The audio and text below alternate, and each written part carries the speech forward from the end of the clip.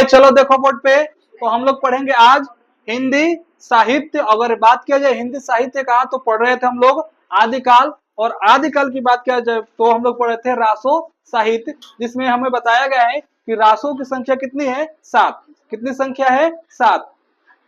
तो अगर 7 की बात किया जाए तो कौन कौन था, खुमान रासो, खुमान रासो था, फिर बिसलदेव रासो था, परमाल रासो, पृथ्वीराज रासो, हमीर रासो, रणमल छंद। तो हम लोग की अगर बात किया जाए खुमान रासो के रचयिता कौन होंगे, तो दलपति विजय। अगर बात किया जाए बिसलदेव का, तो नरपति नालो होंगे। अगर बात किया जाए परमाल रासो के, जो हम लोग पढ़ेंगे, जिसके रचयिता होंगे जगनीक। अगर बात किया जाए पृथ्वीराज रासो के, तो कौन होंगे, चंद्रबरदाई। हमीर रासो के रचयिता सारंगधर, विजयपाल रासो के रचयिता नल सिंह, और रणमल छंद के रचयिता श्रीधर। तो हम लोग को पढ़ना है परमाल रासो। अब सबसे पहला क्वेश्चन है कि लेखक, पहला क्वेश्चन क्या है सबसे पहला, कि परमाल रासो के लेखक कौन है।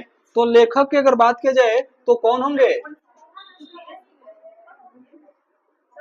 हाँ, सारंग श्रीधर रणमल छंद, ठीक है। लेखक कौन होंगे परमाल रासो के, दो जगनिक होंगे। अगर बात की जाए कि रचना काल, यानी कब ये लिखा गया था, परमाल रासो की कहानी कब लिखा गया था, तो रचना काल था 1230 विक्रम संवत, ठीक है, 1230 विक्रम संवत में इसको लिखा गया था। अब बात किया जाए कि काव्य रूप, इसका काव्य रूप क्या था, यानी परमाल रासो का काव्य रूप क्या था, तो ये था वीर गति, यानी वीर काव्य। क्या था, वीर काव्य। अब इसमें क्या बताया गया है, तो दो भाइयों की कहानी है, एक अल्लाह और एक उदल की, ठीक है। हाँ, इसमें अल्लाह और उदल नामक दो सरदारों की वीरता की कहानी है।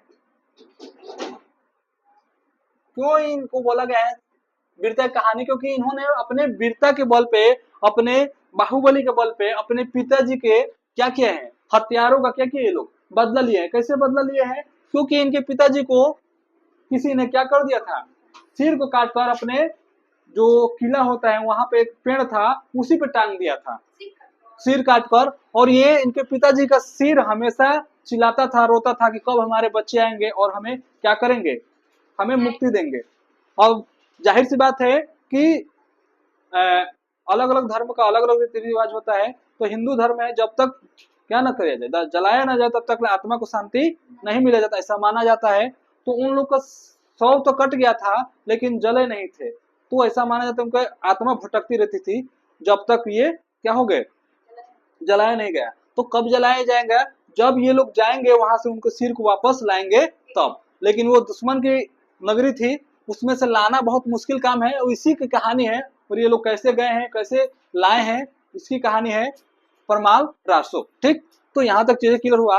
अब हम लोग बात करें इसमें रस कैसा मिलेगा हमको। तो रस की अगर बात किया जाए तो रस कैसा होगा, वीर रस, क्योंकि इसमें वीरता की बात किया गया है। किसकी बात किया गया है, वीरता की। जहां पे वीरता की बात की जाए वहां पर रस कैसा मिलेगा, वीर रस। यहां तक चीजें क्लियर हुआ। हाँ, अब थोड़ा सा इसके बारे में अगर जान लेते हैं, आगे बढ़ते हुए चलते हैं, कहानी कैसा चल रहा है। तो कहानी कब की है, तो उस टाइम पे दिल्ली के राजा थे, जो दिल्ली के राजा थे पृथ्वीराज रासो। कौन थे, पृथ्वीराज रासो नहीं, पृथ्वीराज चौहान। रासो मुंह से निकल गया, ठीक है। पृथ्वीराज चौहान था, क्या थे, दिल्ली के राजा। और उस टाइम पे सब लोग उसके अंडर में काम करते थे, किसके, जो दिल्ली के राजा थे पृथ्वीराज रासो, क्योंकि उस टाइम पे बहुत ताकतवर थे। तो जब ताकतवर है तो एक दो ही चीज होता है, कि या तो तुम उसके अधीन हो जाओ, यानी उसके अनुसार चलो, नहीं तो तुमको उससे लड़ाई करना पड़ेगा। अगर जीत गए तो ठीक, नहीं तो हार गए तो तुम्हारा वहीं पे कहानी खत्म। तो ऐसा ही हुआ। ये तत्कालीन दिल्ली के राजा कौन थे, पृथ्वीराज चौहान और बुंदेलखंड मुहब्बा, जो चारों तरफ के राजाओं ने पृथ्वीराज की अधीनता को स्वीकार कर लिया। अब कारण थोड़ा देखते हैं, अल्लाह उदल की कहानी कैसे हैं, डायरेक्ट कहानी पे नहीं आएंगे, पहले एक एक चीज को समझेंगे। मतलब कि कोई भी हम लोग मूवी देखते हैं तो पहले क्या होता है, हीरो के बारे में बताया जाता है, फिर हीरोइन, फिर विलन, ठीक है, फिर किसका क्या रोल है, फिर किसने बनाया है, तो डायरेक्ट कहानी पे नहीं आ जाएंगे। तो ऐसे ही हम लोग इसको भी समझेंगे। अल्लाह उदल की कहानी की अगर बात की जाए तो उस टाइम पे पृथ्वीराज चौहान थे, ठीक है। तो ये कहानी कहाँ की है, तो कहानी है महोबा। कहाँ की कहानी है, कहानी ये है महोबा बुंदेलखंड, बुंदेलखंड उत्तर प्रदेश की। कितना, कहाँ की, उत्तर प्रदेश की। तो उस टाइम पे, हाँ, महोबा बुंदेलखंड उत्तर प्रदेश। तो ये अगर बात की जाए तो दिल्ली के जो राजा थे पृथ्वीराज चौहान, ये पूरा का पूरा बुंदेलखंड और मोहाबा वाला एरिया उनके चारों तरफ से क्या हुआ था, कब्जे में था। लेकिन दो जगह ऐसा था जहां पे कब्जा नहीं था, ठीक है। यहाँ पे लिख सकते हो दिल्ली का राजा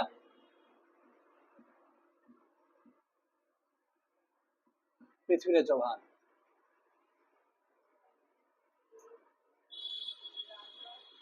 पृथ्वीराज चौहान। और ये महोबा जो था चारों ओर से दिल्ली के जो राजा थे उनके सिपाहियों के द्वारा क्या कर लिया था, घेर दिया गया था, चारों तरफ से घिरा हुआ था, ठीक है।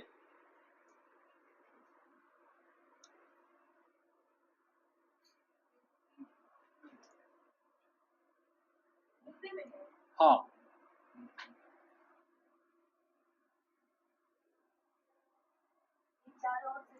चारों तरफ से पृथ्वीराज चौहान के सैनिकों से घिरा हुआ था।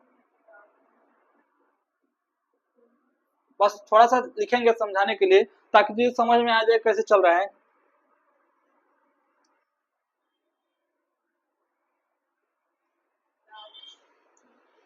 अधीनता, अधीनता मतलब क्या होता है, हाँ उसके अनुसार, हाँ।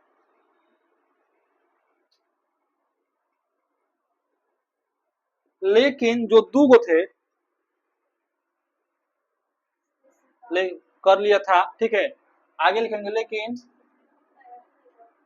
लेकिन कनौज के राजा एक थे, ठीक है। कनौज के राजा जयचंद, कौन थे, राजा जयचंद, जयचंद। और कालिंजर के राजा, कहाँ के राजा थे, और कालिंजर के राजा, कालिंजर के राजा जो थे, कौन, कालिंजर के राजा परमाल ने, परमाल ने अधीनता स्वीकार नहीं की, परमाल ने अधीनता स्वीकार नहीं की। ये इतना कहानी समझ में आ रहा है कि क्या चल क्या रहा है। तो ये कहानी है वो अल्लाह और उदल की कहानी। अगर बात किया जाए तो उस टाइम पे दिल्ली के राजा थे पृथ्वीराज चौहान। और बात की जाए कि ये महोबा बुंदेलखंड यूपी की कहानी है, तो ये जो महोबा था ये चारों तरफ से किससे घिरा हुआ था, जो पृथ्वीराज चौहान है उनके सैनिकों ने घेर लिया था। और वहां के जितने भी राज्य थे सभी के सभी पृथ्वीराज चौहान के अधीनता यानी गुलामी क्या कर लिया था, स्वीकार कर लिया था। लेकिन दो ऐसे राज्य था, एक राज्य था कनौज जिसके राजा थे जयचंद, और दूसरा राज्य था कालिंजर जिसके राजा कौन थे, परमाल। इन लोगों ने दोनों ने अधीनता स्वीकार नहीं की, ठीक है। यहां तक चीजें क्लियर हुआ, क्लियर हुआ, हाँ, यहां तक चीजें क्लियर हुआ। अब आगे बढ़ते हैं, क्या करते हैं, थोड़ा सा आगे बढ़ते हैं। तो आगे जब बढ़ेंगे तो राजा परमाल की शादी कराएंगे, क्या करेंगे, परमाल कराएंगे, शादी करेंगे। तो राजा परमाल की शादी होती है, हाँ ये बहुत अच्छा क्वेश्चन है कि किससे होती है, क्योंकि जरूरी है जानना राजा परमाल की शादी किससे होती है, ठीक है। तो राजा परमाल की जो शादी होती है पुरई के राजा वासुदेव की पुत्री, ठीक है, पुत्री मल्हाना से हुआ। राजा परमाल की शादी, परमाल की शादी पुरई के राजा, हाँ मुरई नहीं है, ठीक है, तो मुरई का कोई राजा नहीं होता है, ठीक। तो उरई के राजा थे उरई के राजा, हाँ मुरई नहीं है, बार बार मुरई मत बोलो, नहीं तो मुरई, हाँ उरई के राजा वासुदेव, वासुदेव की पुत्री का नाम था मल्हाना। क्या नाम था? मल्हाना। अब थोड़ा सा, अब आते हैं पात्र, जान लेते हैं फट से, ताकि कहानी को हम लोग स्टार्ट करेंगे। ठीक है, पात्र की अगर बात की जाए तो इसमें है राजा परमाल, राजा परमाल है, फिर मल्हाना है। ठीक है, कौन है? मल्हाना। ठीक है, यहां तक क्लियर हुआ? कोई डाउट? अब मल्हाना की दो बहनें हैं। मल्हाना कितनी बहनें हैं? दो बहनें। तो मल्हाना की दो बहनें हैं।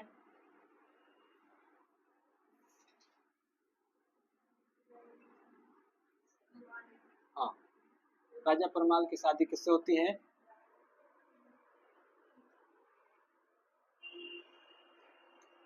की शादी यहाँ पे लिखना चाहिए था ना, तुम लोग गड़बड़ करा दिए।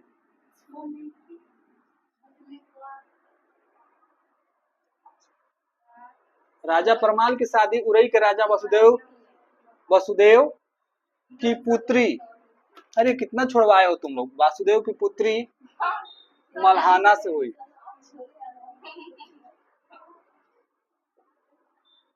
तो पूरा नहीं लिखोगे तो काम गड़बड़ा हो जाएगा, इधर का उधर, उधर का उधर हो जाएगा। तो राजा परमाल की शादी उरई के राजा वासुदेव की पुत्री मल्हाना से हुई थी। यहाँ तक चीजें क्लियर हुआ? मल्हाना की दो बहनें, मल्हाना कितनी बहनें? दो। एक का नाम था देवल देव और दूसरे का नाम था तिलका। एक का नाम क्या था? देवल देव, ठीक है, दूसरे का नाम था तिलका। हाँ, तिलक पे जाने वाला तिलका नहीं है, इसी नाम है तिलका। ठीक, नाम क्या है? तिलका। ठीक है, अब देखो कहानी बड़ी कोइंसिडेंट है कि मल्हाना की भी दो बहनें हैं, इसकी दो बहन थी। हाँ, और राजा परमाल के भी दो भाई हैं। हाँ, तो राजा परमाल की भी दो भाई हैं। हाँ,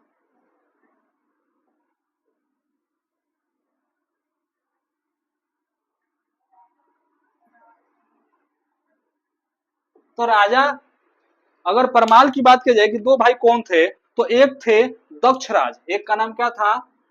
दक्षराज, दक्षराज, और दूसरे का नाम था वत्सराज। तो ये हमें पता चल गया कि राजा परमाल की जो भाई का नाम क्या था? दक्षराज, वत्सराज, और मल्हाना के जो बहन का नाम क्या था? देवल देव और तिलका। यहाँ तो हाँ, ये लड़की का नाम है देवल देव और तिलका, और लड़के का नाम है दक्षराज और वत्सराज। ठीक है, अब किसी को बताने की जरूरत नहीं है कि जब दो गो लड़का मिल गए और दो गो लड़की मिल गए तो क्या होगा? जाहिर सी बात है, शादी ही होगा। ठीक है, हाँ, तो उसके बाद भले ही बर्बादी हो जाए, लेकिन पहले क्या होगा? शादी होगा, उसके बाद देखा जाएगा जो होगा। ठीक है, तो इसके बाद क्या हुआ कि दोनों की शादी हो गई, देवल देव के दक्षराज से, तिलका का वत्सराज से। क्या हो गया? शादी। हाँ, इसका शादी इसके साथ, इसका शादी इसके साथ। ठीक है, यहां तक चीजें क्लियर हुआ? कोई डाउट है तो पूछ सकते हो। मल्हाना की दो बहनें, एक देवल देव और एक तिलका। परमाल के दो गो भाई, एक दक्षराज एक वत्सराज। तो देवल देव की शादी दक्षराज से, तिलका की शादी वत्सराज से। यहाँ तक क्लियर है? कोई डाउट है? नहीं है तो आगे बढ़े। इसके अगर बात किया जाए, हाँ पात्र तो लिखवा रहे हैं कि इसमें कौन कौन है। राजा परमाल है, मल्हाना है, देवल देव है, तिलका है, दक्षराज है, वत्सराज है। ठीक है, आगे चलेंगे तो और भी लोग मिलेंगे। ठीक है, आल्हा मिलेंगे, उदल मिलेंगे, 5 गो मिलेंगे। ठीक, हाँ हम नीचे नहीं लिखेंगे। इतना हो गया। तो अगर बात की जाए, इसके बाद परमाल ने मोहबा की राजधानी घोषित किया। परमाल ने मोहबा को क्या बन दिया कि हमारी क्या होगी राजधानी? कौन? महोबा। राजा परमाल ने मोहबा को क्या बना दिया? अपना राजधानी बना दिया। ठीक है, मोहबा के 5 वीर अल्लाह उदरमल खान, ब्रह्म और ढेबा। अब तो अगर बात की जाए कि महोबा के कितने वीर हैं तो 5 गो। महोबा के 5 वीर कौन कौन है, थोड़ा यहाँ पे लिख दें। अब थोड़ा इसको पढ़ लेते, इसके बाद थोड़ा इसकी कहानी अगले दिन चलेंगे, क्योंकि एक दिन में पॉसिबल नहीं है इसको समझा पाना। महोबा के 5 वीर कौन कौन से थे, तो महोबा के 5 वीर जो थे उसके बारे में थोड़ा जान लेते हैं। एक अल्लाह है, उदल है, मलखान है, ब्रह्म है, ढेबा है। अल्लाह है, उदल है, मलखान है, ब्रह्म है और ढेबा। ये 5 गो थे जो महोबा को कोई भी इनके रहते हुए पराजित, 1 गो 2 गो 3 गो 4 गो 5 गो 5 गो जहां खड़े हो जाते थे 5 वीर, वहां किसी की हिम्मत नहीं होती थी कि महोबा की तरफ आंख उठा के भी देख ले, इतने इनके पास पावर थे। हाँ, ये बहुत ताकतवर थे। ठीक है, अब अगर बात की जाए कि मल्हाना के कौन कौन लड़के हुए, मल्हाना के कौन कौन लड़के थे, तो इसके लिए जगह नहीं है। ठीक, मल्हाना, हाँ जगह थोड़ा सा कमी पड़ जा रहा है, तो देखते हैं थोड़ा सा।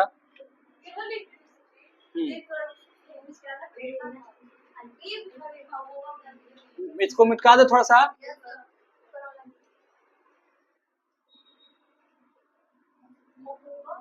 महोबा, हाँ महोबा उत्तर प्रदेश में पड़ता है, बुंदेलखंड वाला एरिया में। ढेबा, ढे अबा, हाँ ढक्कन नहीं है, ढेबा है। हाँ, ये 5 वीर है। ये लोग ऐसे हैं कि इनको ढ से ढलिया, डलिया जो भी है, ठीक है, ढक्कन भी समझ सकते हो। अब आते हैं मल्हाना के लड़के के बारे में जानते हैं कि कौन कौन मल्हाना के लड़के थे।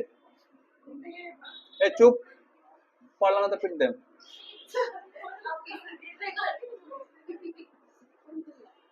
अगर बात की जाए कि मल्हाना के लड़के कौन कौन से थे, तो मल्हाना के लड़के थे ब्रह्मदेव कुमार और ढेबा, 2 गो थे।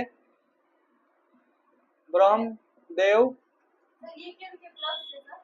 हाँ कहाँ पे, तो प्लस में पॉइंट है। हाँ ठीक है, हाँ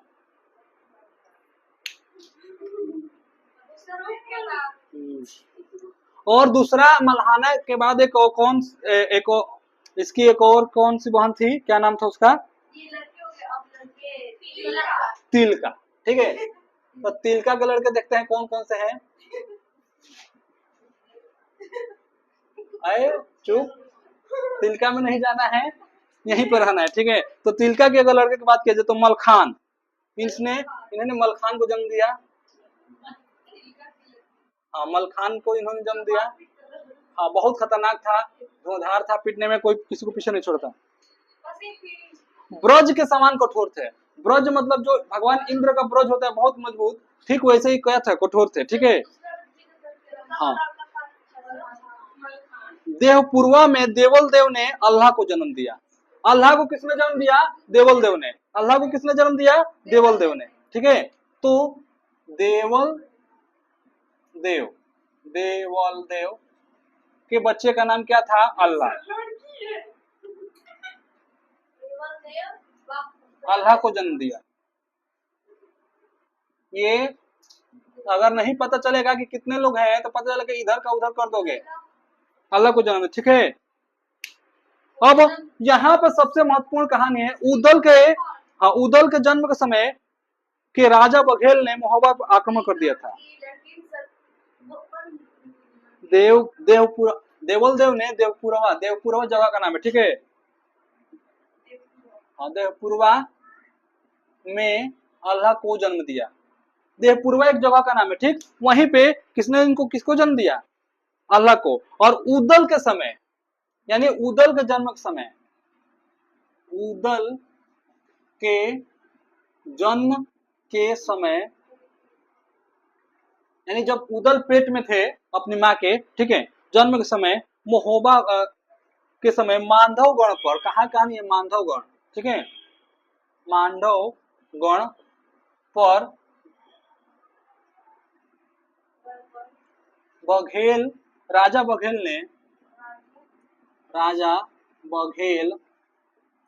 ने महोबा पर आक्रमण कर दिया। किस पे आक्रमण कर दिया? महोबा पर आक्रमण कर दिया। ठीक है, हाँ राजा बघेल, बघेले नहीं है, बघेल है। बहुत आजकल गलती हो रहा है, इसको सुधार करने में बहुत जरूरी है। हाँ, तो गलती से मिस्टेक हो जा रहा है, इसको सुधार करना जरूरी है।